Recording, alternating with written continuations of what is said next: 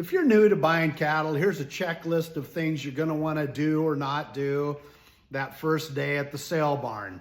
So when you go get your number, they're gonna ask you if you want vet work, and the answer is yes. You're gonna wanna get a 5-way, which is a respiratory shot, and you're gonna wanna get an 8-way, which is a clostridial shot, formerly known as a blackleg.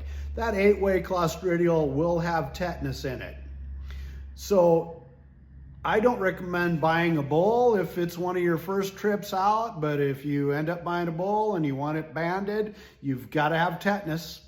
Now, it costs about $55 at our local sale barn to band a bull. It's well worth it. You know, if you don't have a bander and you don't have facilities, down the road as you buy more and more cattle, owning a bander will be of more value, but just go ahead and know that's what it's going to cost you. And right now, the price difference between bulls and steers isn't that great. You're better off just buying a steer.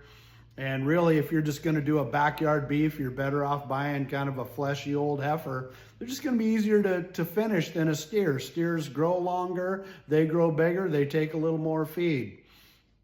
If the calf is bawling, looks stressed out, and you don't have facilities or medicine, go ahead and have the vet at the sale barn give it an antibiotic shot. Right? I mean, if you can't catch the thing in 4 days when it's sick, you've got problems. If it has horns and you're gonna resell it, you better just pay to get it dehorned. If you're just gonna do a locker beef, I wouldn't worry about the horns unless you've got a hay bunk or something with very narrow stanchions. Wormer, if you're only buying 1 or 2 head, just go ahead and pay the sale barn to worm. It's not cheap. If you have a few more than that, go ahead, keep that money and buy a safeguard block. The nice thing about a safeguard worm block is you can stick it out for 3 days. You know, it comes in a nice carton. Take the lid off the carton, let them lick on there for 3 days. Then you pull it back and you can put it in the shop and you can use it 4 or 6 months later or even next year. So a safeguard block is good for up to about 15 head of cattle. Some things you don't want to do. Do not let that cow off the trailer into a pasture by itself.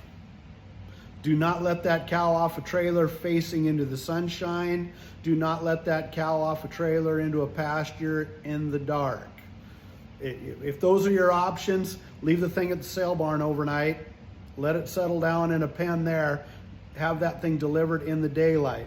Now, when I deliver 1 or 2 cows to a new pasture, I like to back up all the way to the longest fence on the place.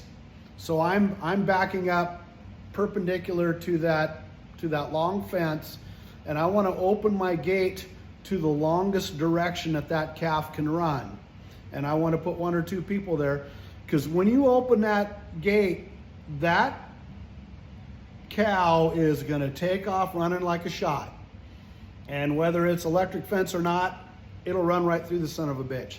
So back up 5 or 6 feet away, open that door so when it comes out of the trailer, it has to make a 90-degree turn as it gets off the trailer. So now it makes that turn as it exits the trailer and it's running lengthwise with the fence.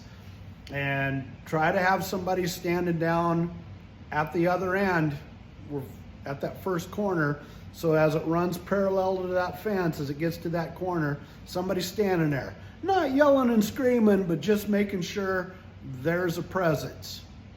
But if you don't have a pen strong enough to hold that cow, whether you're going to butcher it or whether you need to doctor it, if you don't have a pen big enough and strong enough and sturdy enough to hold that cow, you really have no business being at the sale barn buying something.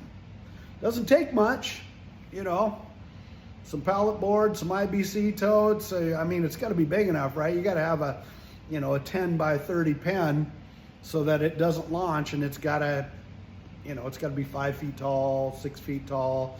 Ideal it's in a barn. Otherwise, leave it on the trailer overnight or leave it at the sale barn. Let it get hungry, let it get out, find the water trough in a pen with some hay, then let it out the next day. Again, have somebody standing there at those corners and just kind of keeping it from running. The reason I say this is I just bought a heifer last week that went on a tour of Stanwood, Washington for about 2 or 3 days, and the owner was new. They let it out, ran through the fence. They put a deal on Facebook, free cow. You catch it, it's yours. Some guy ran this cow to the ground and brought it back to the sale barn, and he made $1,000, and the first owner lost $1,500. So there you go, just a little checklist of do's and don'ts when you buy that cow or heifer for the first time. God bless.